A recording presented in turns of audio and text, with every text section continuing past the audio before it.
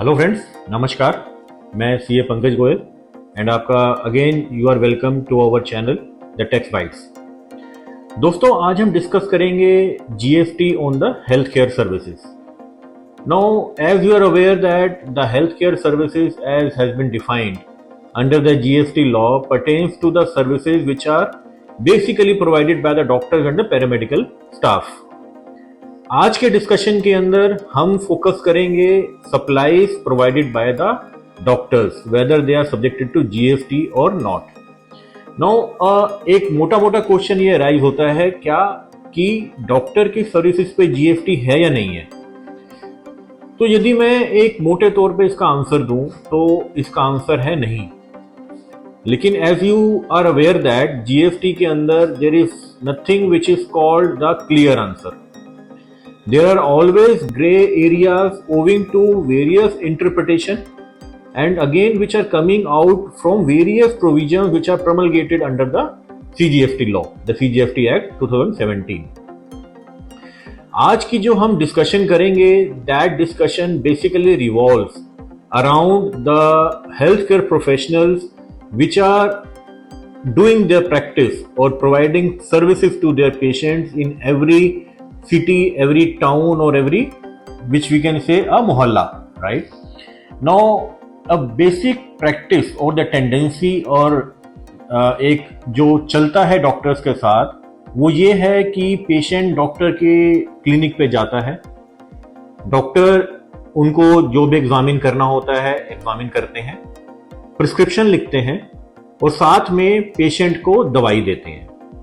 Now इस category के अंदर भी दो प्रकार के दवाइयां दी जाती हैं। जैसे कि एक पुराने टाइम में होता था कि डॉक्टर प्रिस्क्रिप्शन लिखता था, कंपाउंडर को देता था और कंपाउंडर आपको 3 या 4 खुराक देता था and then doctor charges you for that medicine as well as consultation. Now in this era when those MBBS doctors are fading away and giving way to the minimum qualification of being MD, the previous practice has taken a new shape wherein the doctors do examine the patients, give the consultation and simultaneously give the medicines from their own which are otherwise available in the market at the chemist shop, right?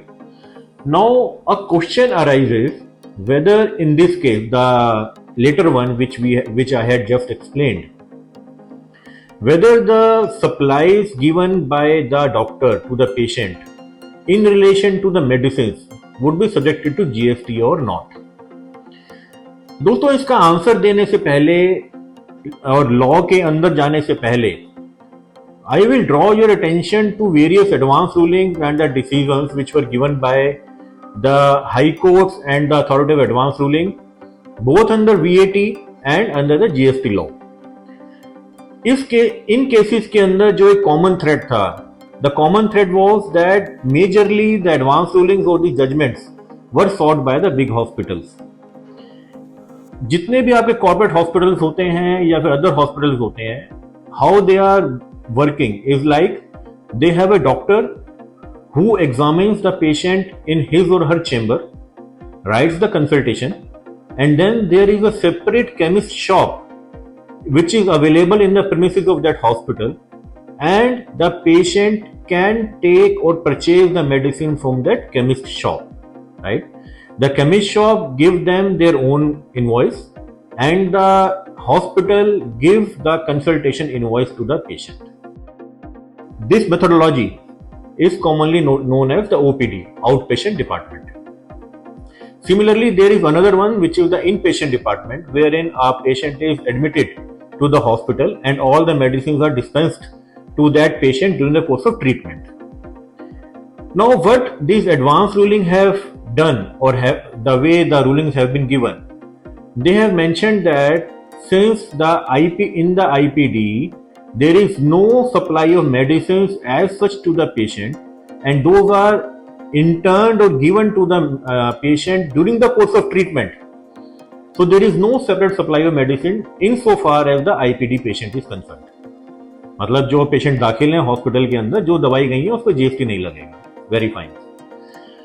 Simultaneously, all these judgments have held that in all the cases of the OPD, GST would be applicable on the value of supplies, on the value of medicine in this case. Now, जैसे कि मैंने आपको fact pattern बताया, in all the hospitals there is separate medicine shop which supplies you only medicine which has been prescribed by the doctor. तो यदि आप यहाँ पे ट्रांजेक्शन देखते हैं, a patient went to hospital, obtains two supplies. First supply is the consultation from the doctor, and the another supply is the supply of medicines by the chemist or the medicine shop which is there in the vicinity or the compound of that hospital, right? Now just hold on and keep that in mind कि advance William ने क्या बोला. Comparing this scenario to the present one, जो हमने अभी बात करी, the doctors, the medical professionals who are practicing in a colony or in a city or in a say village, who are dispensing the medicines along with the consultation, whether the same rule will apply to them or not, whether we can say those are the OPD one, or whether we can say that there is some other concept through which we have to see this transaction from the lens what is provided under GST law. तो दोस्तों, जैसे हमने देखा कि OPD के अंदर advance ruling ने कहा है कि वहां पे जीएसटी एप्लीकेबल होगा. Then the question arises whether these OPD and IPD terms are prescribed under the GST law. The answer is clear no. The term OPD though has been mentioned under a circular by the CBIC, which has mentioned that the medicines given under the OPD will be subjected to GST, but these two terms IPD and OPD are not finding any place under the CGST law per se, number one. I will draw your attention to the concept of classification of supply which is mentioned under GST law, which provides that there are two kinds of supply which have to be taken care of. One is the principal supply, the composite supply, and the another one is the mixed supply. Now the difference between two, I will not take much of the technical part. The composite supply is one wherein one of the supply is the principal supply and the another supply is just an ancillary to the principal supply.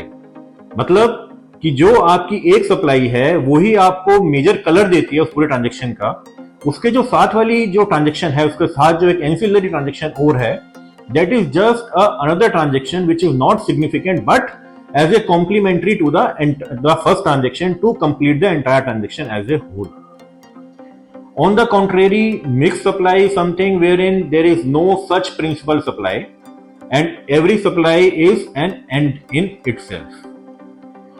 Now, अब इस theory को यदि हम apply करते हैं हमारे example के ऊपर, where a professional is practicing in a village or in a colony and dispensing the medicine, what is he doing? Patient went to the doctor inspects or just have a look or have a discussion with the patient, interviewed him, look at his symptoms, bring out the consultation paper, diagnose the problem and give write the medicine which has to be given to that patient. Simultaneously, the patient also takes the medicine which are available at the doctor and then paid for both the consultation and the medicine. Now the question here is whether there is a separate supply of medicine or there is a composite supply of consultation by the patient with the doctor. Now friends, unfortunately there is no such ruling or such judgment till date under the GST regime. Now what should one do? Friends, this is the exact reason why I have started this video by mentioning that this is the gray area. There is no clear-cut answer. But yes, coming from the GST law which I have just explained to you, the contours of the transaction is that the principal supply, that this is a composite supply. Why this is a composite supply? Because there are two supplies, which is, first is the consultation by the doctor. In fact, the patient came to doctor to be treated.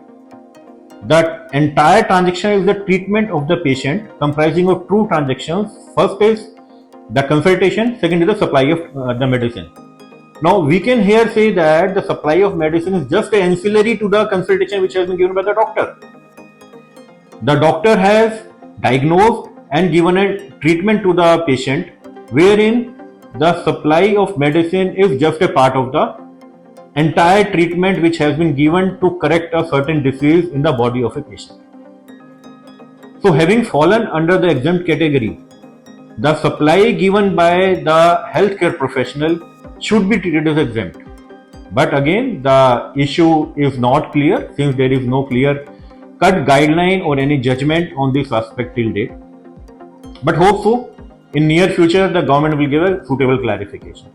So hope आपको ये discussion अच्छा लगा होगा. If yes, then don't forget to subscribe the channel. Thank you.